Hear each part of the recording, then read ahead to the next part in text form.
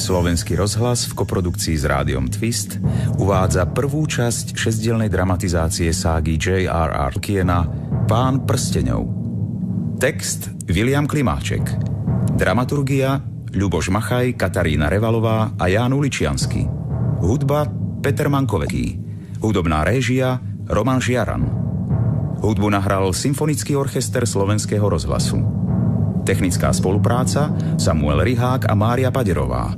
Zvuk Peter Daniška. Réžia Jaro Rihák.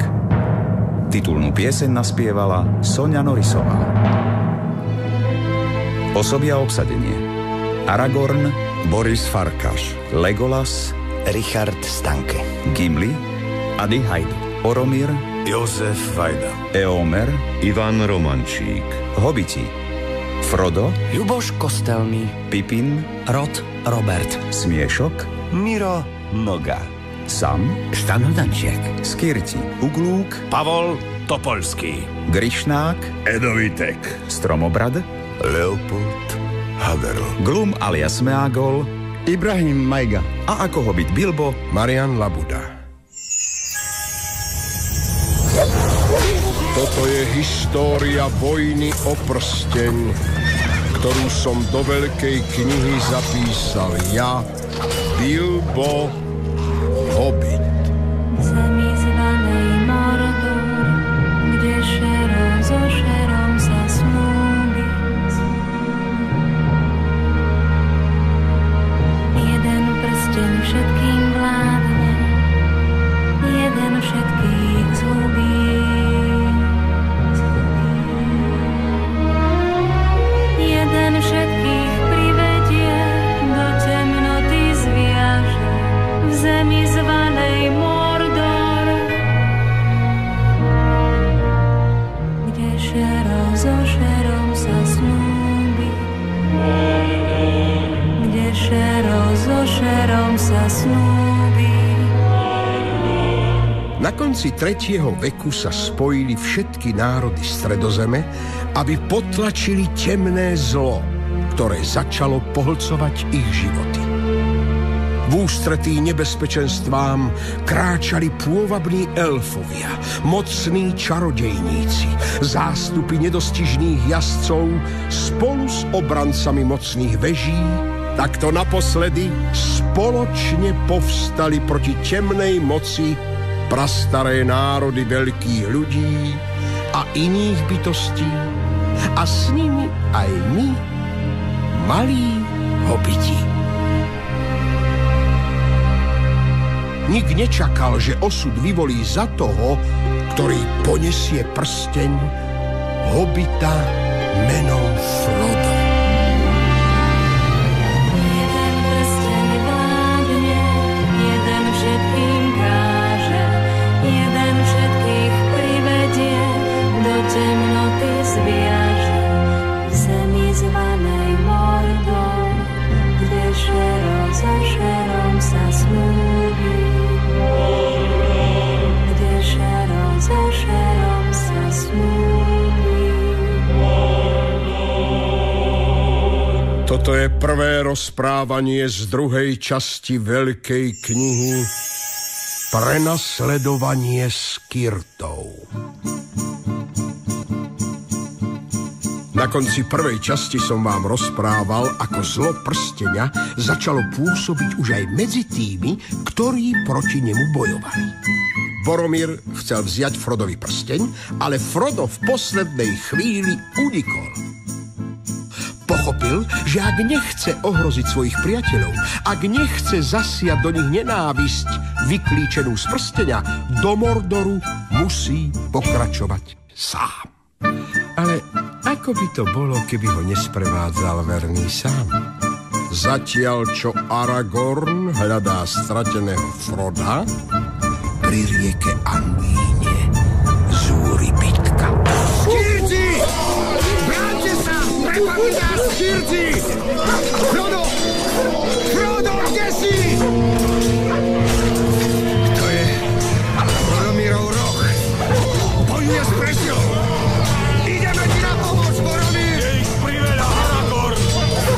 Chráňte hobitov!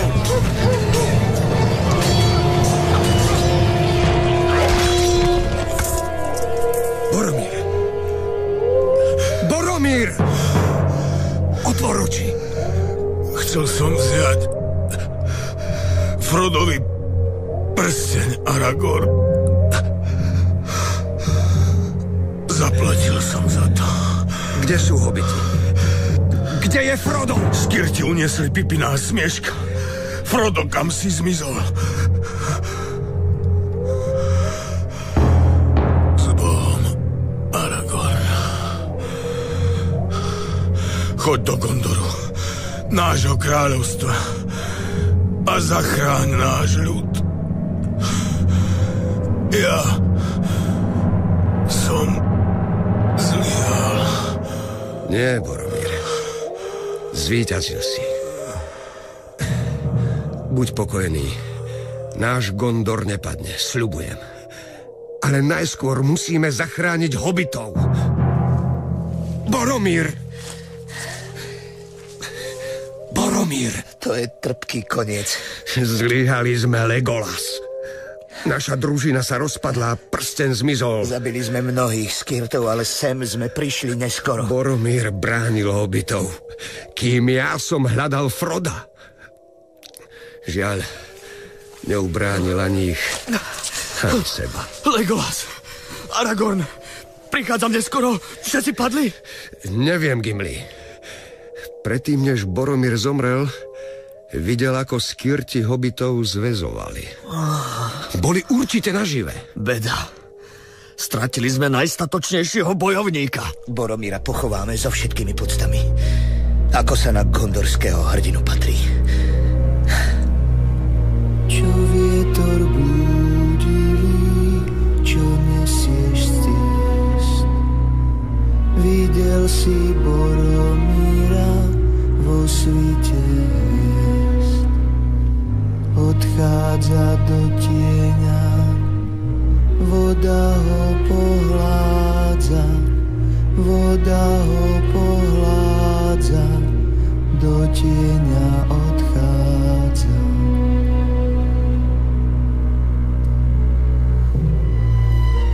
Jeho telo uložíme do elfského člna. K nohám mu dáme polámané štíty skirtov a v rukách bude naveky zvierať svoj zlomený meč. Čo z juhu prinášaš, ty vietor blúdiaci? Tam kráča Boromír, hrdý nebojácny. Odchádza do tieňa, voda ho pohládza, voda ho pohládza, do tieňa odchádza.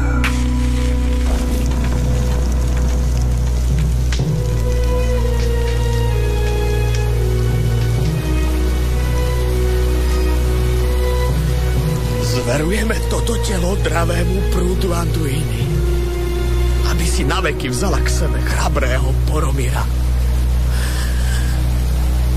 Čo zo severu prinášaš, mocný vietor dnes? Čo robí Boromír, vracia sa z ciest.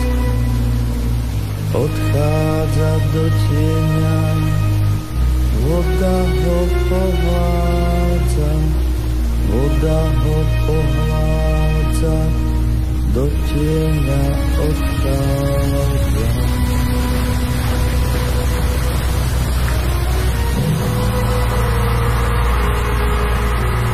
Burácajúci vodopád si vzal telo Boromira a už nikdy viac ho nikto nevidel stáť v Minas Tirith na Bielej veži. V Gondore sa potom ešte dlho rozprávalo, že elfský čln prešiel vodopádom a ten odniesol ho ústím Anduíny až na veľké more do hviezdnatej noci. Stále nevieme, či skirti uniesli aj Froda. V mäkkej hline pri rieke ostali stopy. A tu jeden hobit určite zostúpil do vody. Nikde nevidím Frodov čln. A chýbajú dva batohy, Frodov a Samu. Zdá sa, že stihli ujsť. Kiežby. Ale prečo by Frodo so Samom odplávali na člne? Bez jediného slova. Zvláštne spôsoby. Skôr statočné, drahý Gimli. Frodo nechcel viesť nikoho z nás na istú smrť do Mordoru. Legolas má pravdu. Frodo šiel, lebo ho viazala prísaha. On je ten, ktorý nesie prsteň. Na to nezabúdaj, Gimli. On musí ísť do Mordoru. Aká bude naša voľba, Aragorn? Vyberieme sa za ním po rieke, alebo začneme prenasledovať skirtov? Pokiaľ je nádej, že Pipin a Smiešok žijú, musíme ich oslobodiť. Ale čo Frodo? Srdce mi napovedá, že osud toho, ktorý nesie prsteň, už nie je v našich rukách. Tak, teraz musíme bežať dňom i nocou, až kým nedostihneme našich priateľov. Stopy nás povedú. Ale skirti bežia veľmi rýchlo a sú neúnavní. Trpaslíci sú vytrvalejší. Za nimi. Šero hustne a tiene tmavnú.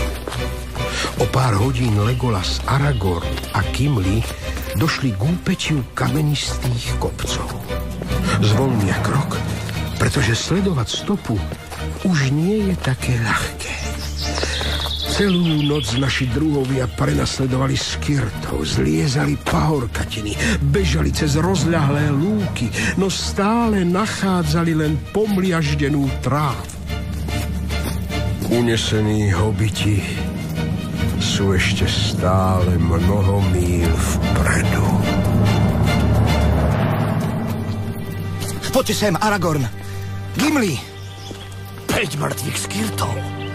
A 2 majú oceknuté hlavy. Čo sa tu stalo? Niekto ich prepadol. Nepriatelia skirtov sú našimi priateľmi. Žije v týchto nehostinných vrchoch nejaký národ? Rohanskí jazdci. Ale sem zablúdia zriedkavo. Nevidím stopy po kopytách. Legolas, skirtov nezabili jazdci. Nepriateľ si priviedol nepriateľa so sebou. Čo je už toto za hádanku, Aragorn? Pobili sa, Gimli. U tohto divého pranároda to nie je nič čudné. Zabití sú všetko skirti z Mordoru, služobníci temného pána. Ale pri Boromirovom tele sme našli zabitých aj Sarumanových vojakov zo železného pásu. 2 súperiace oddiely. Určite bojovali o nadvládu. Mordorskí skirti proti Sarumanovým Skuludhaj? Možno sa pohádali kadiali. Alebo preto, komu budú patriť zajaci. Dúfajme, že tu nenašli smrť. Čím skôr Pipina a Smieška nájdeme, tým väčšiu šancu na život majú. Vpred! Stojte! Vidím stopy v mäkkej hline vedľa potoka. Chvála bystrozrakým elfom. Hobitie nohy. Kráčali po vlastných. Teda žijú. Nádej mi vlieva nové sily. Musíme ďalej, priatelia.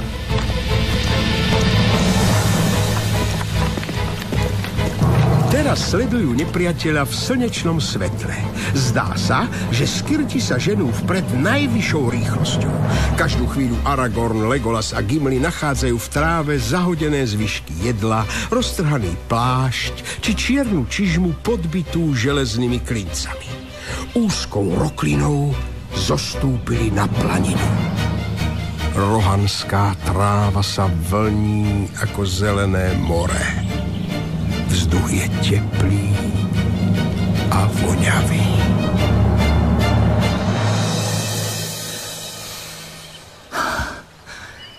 Cítiš, Aragorn? Zelená vôňa lesov. Tá osvieži viac než dlhý spánok. Naše ľahké nohy tu dokážu bežať rýchlejšie než skirti v okovaných čižmách. Konečne môžeme znížiť ich náskok. Nesmieme sa zastaviť, priatelia. A už bežia za sebou ako poľovnícky psi na správnej stope. V očiach im planie dychtivé svetlo. Tak prešiel deň a slnko opäť zapadalo. Vzadu vstávajú tiene a naťahujú svoje dlhé prsty k východu. Sadá noc. Budeme odpočívať, alebo pobežíme ďalej? Dobre vieš, Aragorn, že skirti putujú predovšetkým v noci. Potom ale nemôžeme sledovať ich stopu, Legolas. To je ťažké rozhodnutie, Gimli. Oddychujme. Riziko, že v tme stratíme ich stopu, je priveľké. Vrhnú sa na zem a v tej chvíli spia. Pretože bdeli už od tej noci, ako sa rozpadlo ich spoločenstvo. Pred svitaním vstal prvý Legolas a dlho sa pozeral na sever do tmy ako tichý strom za bezveternej noci.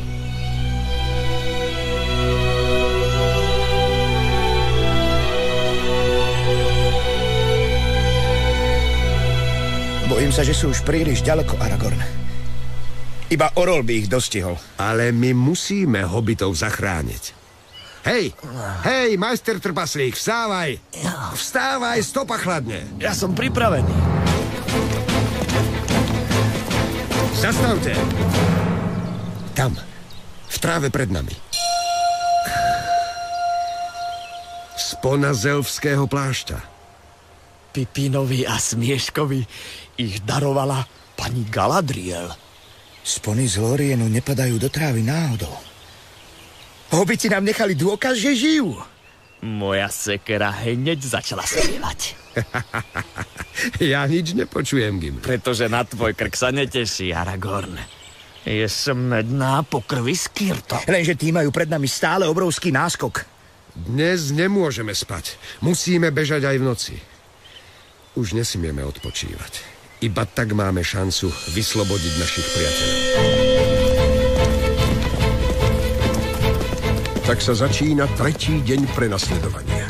Počas dlhých pochmúrnych hodín sa takmer nezastavia. Chvíľu kráčajú, chvíľu bežia, ako by žiadna únava nedokázala zahasiť oheň, ktorý ich spaluje.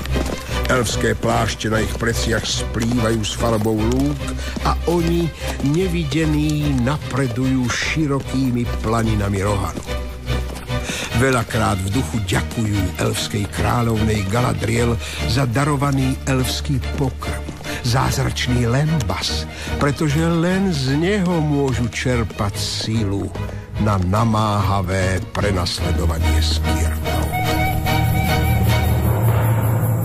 Som zvedavý, kam majú Skirti namierené. Do Mordoru k temnému pánovi Sauronovi, alebo do železného pásu k čarodejníkovi Sarumanovi. Tí mohutní Skirti z Kurud-Hai sú zo železného pásu. Myslím, že tam vedú hobitov. Železný pás je strašne ďaleko. Prečo myslíš, Aragorn, že Smieška a Pipina nevedú priamo do Mordoru? Gandalf nás predsa varoval, že aj Saruman má plány s prstenom. Chce ho získať skôr ako Sauron. Keď sa nám Sarumanovi Skirti stratia v tých hustých lesoch na obzore, prehrali sme. Úbohých hobitov čaká v železnom páse strašný koniec.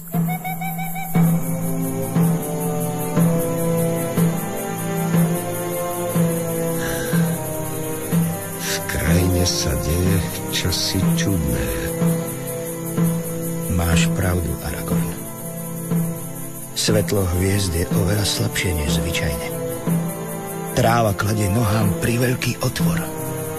Ako by neviditeľná vôľa vlievala našim nepriateľom do žíl rýchlosť a nám únavu.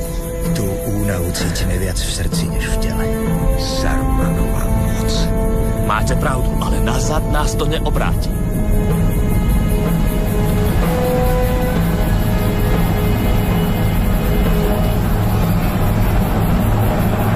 Blížia sa jazdci.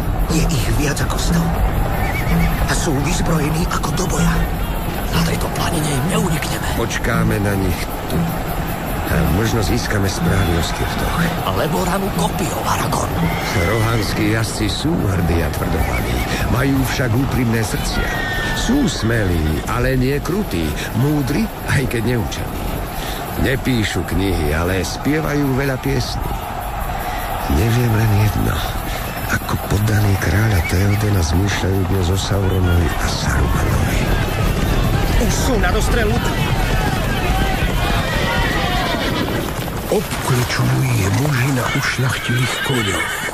Urastení, svetlé vlasy v dlhých pletencoch vejú spod lesklých prílbíc. Tváre majú prísne, ale vnímavé. V rukách držia kopie Na chrbtoch majú zavesené maľované štíty a drvotené košele im splývajú až po kolena. Čo nového na severe, rohanskí jazdci? Kto ste a čo tu robíte? Volajú ma Aragorn a prenasledujeme Skirtov. Som Éomer, tretí maršál rohanskej jazdy, kráľa Théodena. A ja som Gimli, trpaslík. Legolas. Elf. Povedz nám, Éomer, si priateľ či nepriateľ Saurona, temného pána Mordoru? Nepodliehame moci temného pána, no nie sme s ním zatiaľ ani v otvorenej vojne. Na čí rozkaz prenasledujete Skirtov? Neslúžime žiadnemu smrteľníkovi. Som Aragorn, syn Aratornov, potomok gondorských kráľov. A toto je Andúril, zlomený meč, ktorý bol nanovo skutý. Pomôžeš mi, alebo mi skrížiš cestu? Gimli a Legolas sa ohromene dívajú na svojho druha. Zdá sa im, že vyrástol a v jeho živej tvári nakrátko zazreli odraz kráľovskej moci. Ako by sa na Aragornovom čele zablisol biely plameň ako žiarivá koruna. Skirtov už prenasledovať nemusíte, Aragorn. Všetkých sme pobili. Všetkých? A čo naši priatelia? Neboli medzi nimi žiadni trpaslíci. Ani hobiti? Hobiti? Polovičníci. Tak vraví stará povesť. Neboli medzi padlými. Potom máme nádej. Už veľa mesiacov vedieme vojnu so Sarumanom. Prehlásil sa pánom železného pásu. Musíme sa vrátiť k môjmu kráľovi. Pôjdete s nami? Nemôžeme opustiť svojich priateľov, maršál, pokiaľ ostáva nejaká nádej, že naši hobiti žijú. Polovičník z legendy vstal, aby obrátil koleso osudu. Ako sa mám rozhodnúť? Ako vždy, Éomer. Dobro a zlo sa nezmenili. Je úlohou spravodlivého rozpoznať ich. Ako kedysi, tak aj dnes. Dobre teda. Rozhodol som sa, môžete ísť a požičiam vám naše kone. Ďakujeme vám, rohanskí jazdci, za to najcennejšie, čo ste nám mohli dať. Za vaše rýchle kone. Legolasovi privádzajú ohnivého vraníka menom Arod. Legolas mu založí úzdu, vyšvihne sa naň a na prekvapenie všetkých ho divoký kôň počúva na prvý dotyk. Gimli ho posadia za Legolasov chrbát. Aj Aragorn nasadne na koňa menom Hasufel. Ešte sa ani nestihne usadiť rozvírený prach z ich kopít a už miznú v diaľke. Legolas, je pravda, že rohanské kone sú najrýchlejšie v celej Stredozemi? Tak je, Gimli. Preto som taký vytrasený. Pozrite, pred nami je mohyla. Tu určite postavili rohanskí jazdci po boji so Skirtami. Zem naokolo je napitá krvou. Prehľadajme okolie. Všade ležia rozťaté príľbice so Sarumanovým znakom. Odporná biela ruka. Nič tu nie je. Ten popol a spálenisko. Legolas. Kto vie, či ešte nájdeme Pipina a Smieška nažive? Ak nie, bude to smutná správa pre toho starého hobita, čo píše knihu o našom putovaní. Gimli, ako vždy. Opäť predbieha udalosti. Spravil si niečo, Legolas? Gimli, to som ja. Ja Bilbo, ten starý hobit, čo píše veľkú knihu. Keď vy ma nemôžete počuť. Ach, a ja vám nejako neviem pomôcť. Ja len zapisujem vaše dobrodružstvá, vaše radosti, váš smútok. Ale píšem aj o nádeji. Uvidíte. Založme veľký oheň, priatelia. Hádam hobitov priláka. Čo ak sa stratili v tom strašidelnom lese? Žiaden les nikomu bez príčiny neublíži, Gimli. Vy, elfovia, milujete stromy. My, trpaslíci, zase kamene. Ale medzi tieto stromy by som radšej nevstúpil. Toto je les Fangorn. Podľa elfských piesní v ňom prebývali Enti. Najstarší tvorovia na zemi. Enti? Ďakujem, nechcem ich stretnúť. Je to posledný zo starých lesov, ktorými blúdievali prvorodení, keď ešte ľudia a iné bytosti nejestvovali. Pozor! Pod stromami stojí nejaký starec. Natiahnem luk. Nemôžeme na ňo strieľať bez vyzvania. Vôbec sa mi nepáči. A ne! Čo pre vás môžeme urobiť? Poďte sa zohriať k nášmu ohňu. Kone! Odlákal naše kone! Ja som to tušil. Utekajú! Už ich nechytíme. Stratili sa v tme. Aj starec zmizol? Ako by sa rozplynul? Aj špinavé čary. Kone sú preč. Myslím, že to Saruman odlákal naše kone. Chce spomaliť naše putovanie. Musíme sa mať na pozore vodne v noci. Beriem si prvú hliadku, Aragorn. Nezažmúrim oka. Saruman, no počkaj, to bude noc. A ešte na blízku je ten príšerný les. Čo má Gimli stále proti Fangornu? Vo veľkej knihe má všetko svoj čas. Teraz nechám Aragorna, Legolasa aj Gimliho odpočívať. Pokojne spíte, priatelia. Ja nespím. Ja strážim. No dobre, Gimli. Viem, že na teba sa dá spoľahnúť. Stráž. A ja vám zatiaľ porozprávam, čo všetko zažili Pipin a Smiešok, moji nešťastní, unesení hobiti.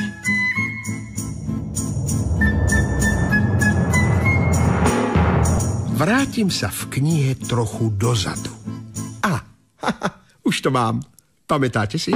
Vtedy pri vodopádoch Boromir chcel Frodovi vziať jeho prsteň. Pipin so Smieškom sa vybrali Froda hľadať a práve vtedy zaútočili Skirty. Musíme nájsť Froda, Pipin! Skôr ako Skirty! Boromir šiel za ním! Aj Aragorn ho hľadá! Ale Skirty sú v obrovskej presile! Boromirov roh! Skirty sú aj pri rieke! Máme väčšie od elfov! Na nich! Hrútia sa na nás zo všetkých strán! No poďte! Ukážeme im, že...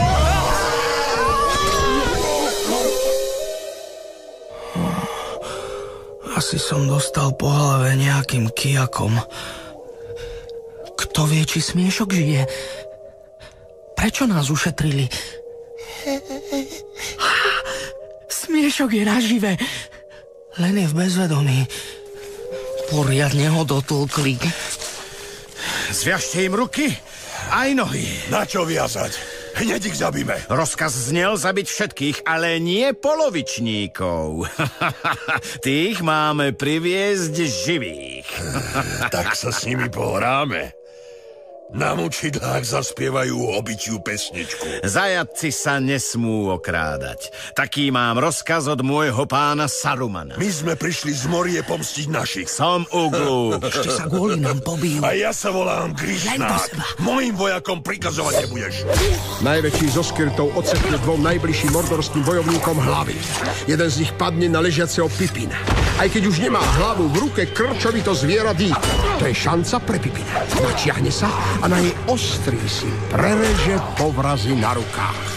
Na oko si ich omotá okolo zápestia, aby si ostatní Skirti nevšimli, že je voľné. Chovajte zbrane a žiadne hlúposti. Odteraz, kto nebude poslúchať na slovo, príde o hlavu. Pripravte sa na pochod. Pôjdeme vodne aj v noci, jasné? Skirti sa rozbehnú dlhými skokmi. Nedodržiavajú žiadny poriadok, narážajú do seba a nadávajú.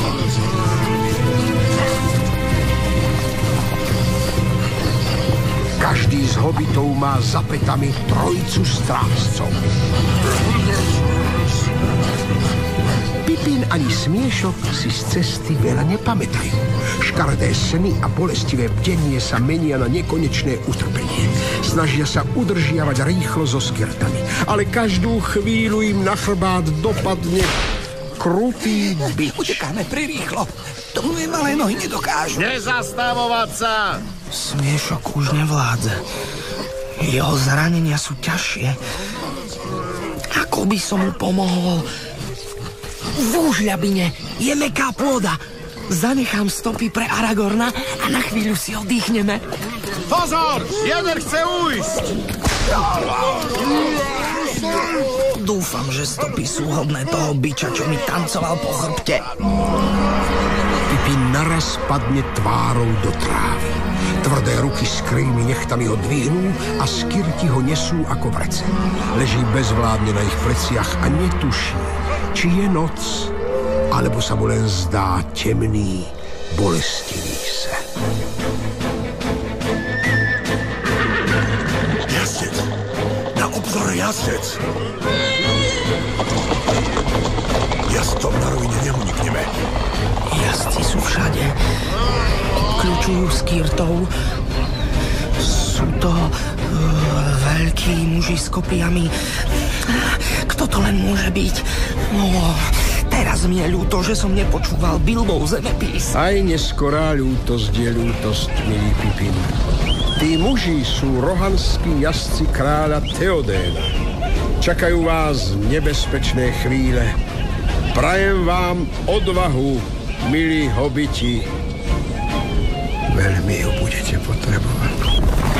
Jazdci zautočili.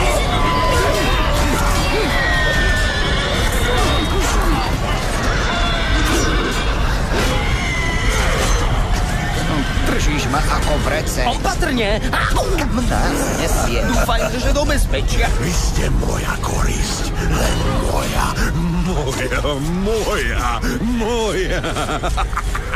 Môj nôž sa už teší na vaše bruchá. Jazdec!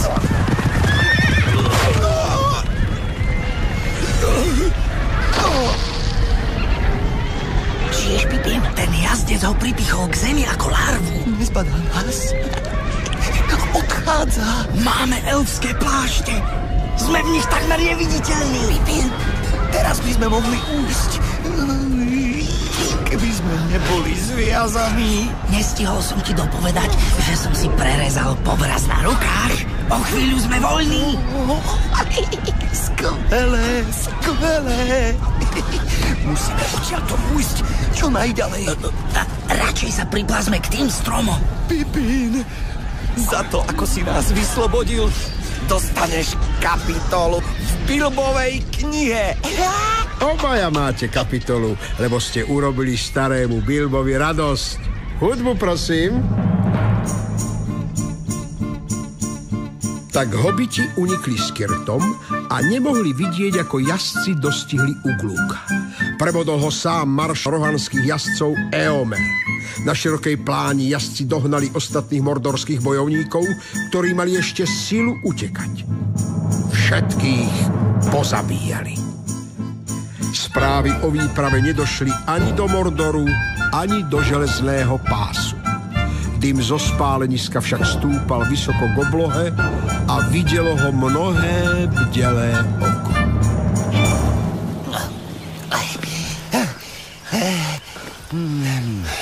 Sme už v bezpečí? Dúfam, že áno. Takže môžem nahlas zvolať? Som hladný! Nekríž, Smiešok. Máme len elfský lembas. Len? V živote som nejedol nič lepšieho. Toto som už veľakrát povedal však. A ešte aj veľakrát povieš. Len si dajte, chlapci. O chvíľu vojdete do Fangornu. To ste si, hádam, z mojich miestopisných prednášok zapamätali. Fangorn, tajomný les.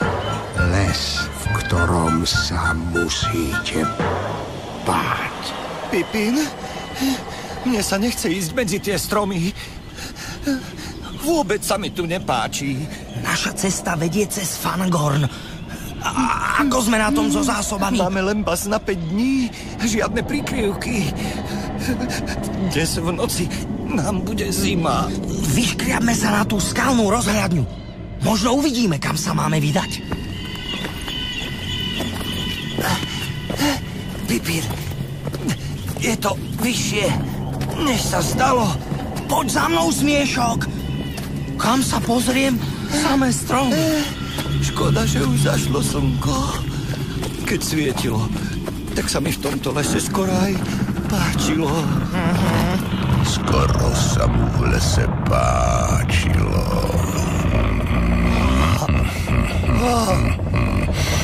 To je od teba láskavé. Hoci vy sa mi veľmi nepáčite. Ale neunáhlime sa. Čo to je? Hovoriaci strom? Čudný ste na môj veru. Neunáhlime sa však. To je moje heslo. Neunáhlime sa. Takmer som vás zašliapol ako skirtov. Čudný ste, čudný. Korienky a vetvičky. Kto ste, pane? Som Ent. Vlastne pán Ent. Povedali by u vás, ale jedni ma volajú Fangorn, iný Stromobrad. Stromobrad, to bude stačiť. Pipina Smiešok úžasnuto hľadia na obrovskú postavu, veľmi statnú, s vysokou hlavou a takmer bez krku. Ťažko povedať, či je oblečená do zelenosivej kôry, alebo to je koža. Stromobradové veľké laby majú po 7 prstov a spodnú časť tváre zakrýva brada, na konci jemná, machovitá. Ale najzaujímavejšie na ňom sú svetielkujúce hnedé oči. Pán Stromobrad, máte oči hlboké ako studňa. Iskrý vám v nich ako slnko na hladine jazera. Pekne vravíš. Pekne. Vy ste Ent, pane? Čo to značí? V mojej krajine sa vypytujem ja. Neviem, kam vás mám zaradiť, ľudkovia. Nie ste v starých piesňach, ktoré ma za mladí učili, ale to bolo dávno. Veľmi dávno. Medzi tým možno vznikli nové piesne. Aké piesne, pane? Predlhý zoznam tých tvorov živých je. Najstarší zo všetkých je národ elfov. Trpaslík tesá len v skale má domov. Ent zemou zrodený, starší než horí je. Človek zasmrteľný na koni putuje. Predlhý zoznam tých tvorov živých je. Bobor len buduje, kozľa si skáče, medveď med zlizuje, špľachot sekáčer. Orol ten odlieta, vol v tráve stojí, jeleň má parohy, myška sa bojí.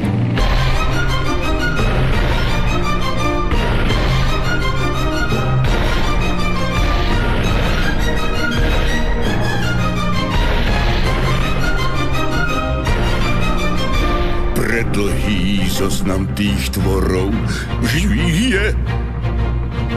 Živých je. Živých je. Živých je. Živých je. Aj tak sa mi nikam nehodíte. Nás asi vynechali. Hobitov vždy vynechajú. Preto píšem veľkú knihu o národe hobitov. Aj my sme na svete dosť dlho, pán Stromobrad. Sme hobiti. Ja som Pipi. A mňa volajú Smiešok. No vy hobiti ste netrpezlivý národ. Som poctený vašou dôverou, ale nemali by ste komukoľvek hovoriť svoje mená len tak. Povedzte mi, čo sa vo svete deje, čo chystajú Sauron a Saruman, čo robí Gandalf a akú úlohu v tom všetkom máte vy. Mám rád novinky, ale nehovorte veľmi rýchlo. Poznali ste Gandalfa? Je to jediný čarodejník, ktorému záleží na stromoch. A vy ho poznáte? Bol to náš veľký priateľ a vodca. Hovoríte o Gandalfovi, ako by sa jeho príbeh už skončil. Príbeh pokračuje, ale Gandalf z neho žiaľ vypadol. Smutné. Stromobrat, poviete nám o entoch viac? Už väčšina stromov na svete sú jednoducho iba stromy. Ale veľa ich je zobudených. A niektoré sú celkom zobudené. A začínajú entovatieť. Entovatieť? Keď sa to stromu prihodí, zistíte, že niektoré majú aj zlé srdcia a že sú kruté a nebezpečné. V Starej hore nás jedna vrba chcela rozmiaždiť. Sú všelijaké nebezpečia. Teda sú. Preto sme my, enti, pastieri stromov. Zostalo nás len málo. Enti sú v čomsi podobní elfom. Menej sa zaujímajú o seba a ľahko chápu veci iných. Niektorí z nášho rodu dnes vyzerajú len ako stromy, ale niektorí rozprávajú a chodia ako ja. Vyburcuje ich však len niečo veľké. Starý Ent si vyloží hobitov na plecia a kráča veľkými krokmi. Pípi na smiešok, no.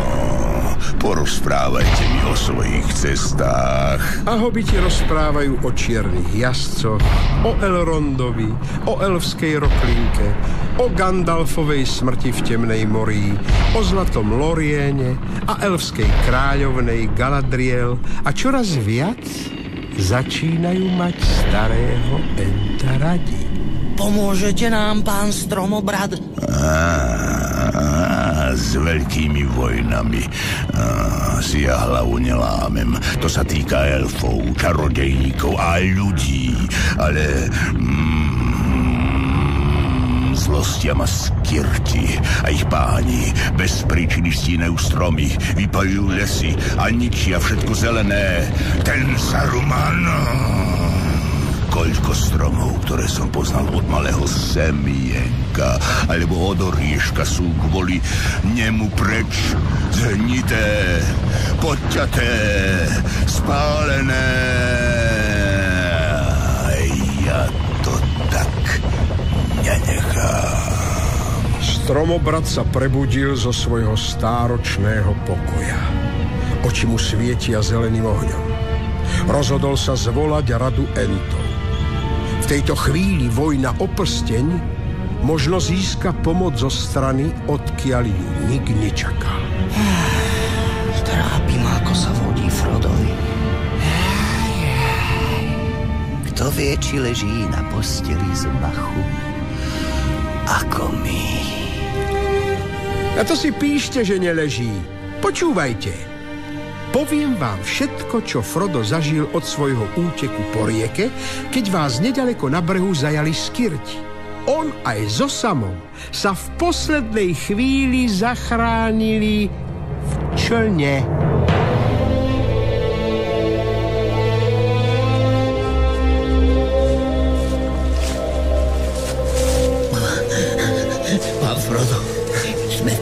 kaši. Radšej sa pozeraj pod nohy sám, lebo sa skotúľaš z útesu. Neviem, či neblúdim.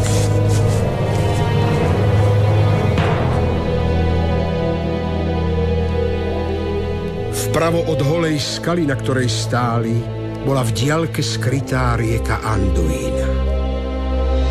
Ich oči však nehľadeli ku Gondoru, nazad k priateľom a k zemi ľudí. Nehľadeli k bielej veži Minas Tirith.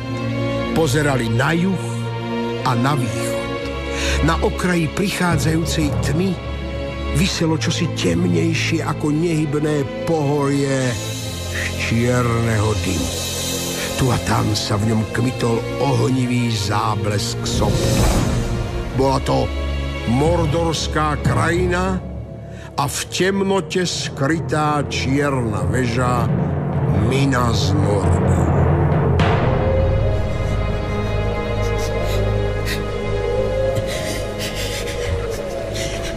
Pane, vidíte, čo ja? Kde? Sám. Oči, tam v tráve. Sledujú nás. To je Glum. Pokúsme sa mu ujsť roklinou, pane. Stavím sa, že je poriadne strmá. To môžete, pane. Ale ja sa spustím prvý.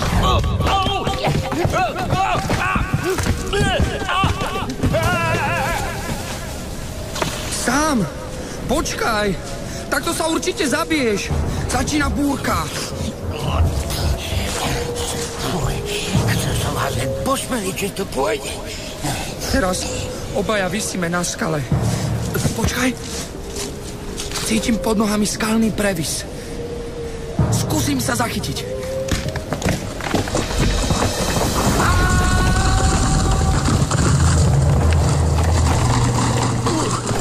Pane! Pane, kde ste? Ste v poriadku? Držím sa skaly, ale nič nevidím. Môžete vyliezť na svet? Čo to bolo? No to vylieta náš kúl. Temný pán vyslal svojich služobníkov, aby nás našli. Bojím sa pohnúť, aby som nespadol. Idem za vami. Och, sám ty si babrák, veď máš špatú úľadu. S kým sa to rozprávaš sám? S jedným hlupákom, ktorý zabudol, že mu elfovia darovali lano. Predviažem ho o skalu, pane. Hneď som dole pri vás.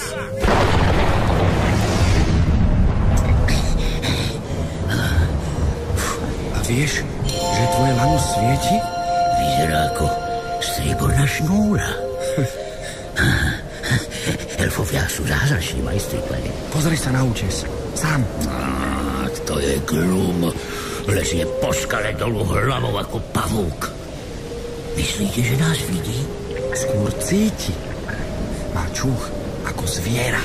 Po hladkej skale sa pohybuje čosi čierne s tenkými končatinami. Glumové mäkké prsty nachádzajú v skale výčnelky, ktorých by sa žiadny hobit nedokázal zachytiť. Opatrne, Milášik. Nešlom si krk. Glum. No, nemal sem chodiť. Teraz mu ukážem.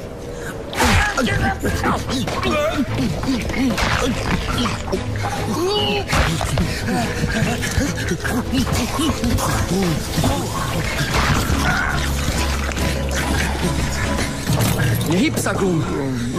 Poznáš môj meč? To je žiadlo. Milášikovia, hobitíci, nechajte Glumiška. Zviažeme ho? Zviazať nie. Zlí hobitíci. Zaslúži si smrť za všetko zlé, čo doteraz páchal. Nedotknem sa ho. Je mi ho vlastne ľúto. Milášik, hobiti. Ale ani ťa nepustím na slobodu, Glum. Dobrý. Pôjdeš s nami. Pôjdem. Ukážem všetky šestičky. Glum všetko pomôže. Ak nechceš, aby sme ťa zviazali, musíš zložiť sľub. Tomu, ktorý nesie prsten. Náš prsten. Náš Milášik. Budem prisahať na Milášika. Milášika. Milášika. Prisahaj, že nám budeš pomáhať. Prisaháš na prsten. Prisahám, že budem slúžiť pánovi Milášika. Dobrý hobiti. V poriadku. Glum, Stal si sa Sméagolom, ktorým si býval. Nepodľahni túžbe po prstení, lebo ti prinesie skazu. Aj tak ho budem mať radšej stále na očiach. Uvidíš sám. Glum sa prísahou zmení. Neviem síce dokedy, ale na teraz áno. Bojuje v ňom dobrý Sméagol s podlým Glumom. Je to chudák. Ale nebezpečný chudák, pane. Jak len čo si skúsi, vykrúti mu krk. A kam teraz, Sméagol? Odtiaľ tu len jediná šešička. V Kirtine chodia cez močiar. Ja, Sméagol, poznám cestu do Mordoru. Tam. Každým krokom je Frodo bližšie k splneniu poslania a každým krokom je jeho cesta nebezpečnejšia. Ide plný beznádeje, ťahaný k zemi prsteňom ako veľkým balvanom. Ide krok za krokom, pohlcovaný jedovatými výparmi močiarov, ktoré sa rozprestierajú od obzoru po obzoru. A tu sa končí prvé rozprávanie druhej časti Veľkej knihy, ktorú napísal Bilbo Hobbit.